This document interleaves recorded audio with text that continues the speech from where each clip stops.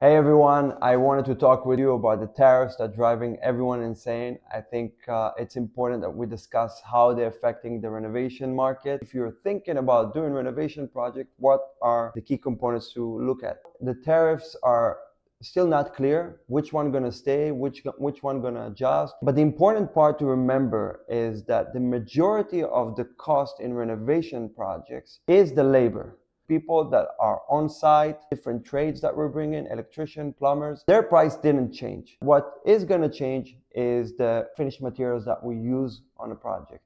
And then even if the finished material is going to end up staying at around 15-20%, it means that the effects on the renovation project is going to be single digit, not so horrible. The second aspect, I want to remind people, we are not strange to difficult situations. Between 2017 and 2021, we also faced tariffs, including China, more than 20%.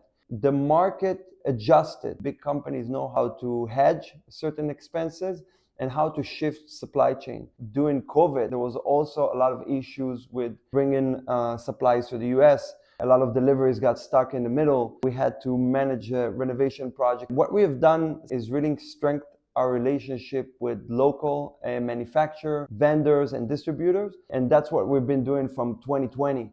I think that now we are more prepared for what we're about to see, and for owners that are really worried, at least you can be happy that renovating is not going to cost as new construction, which is much more effective.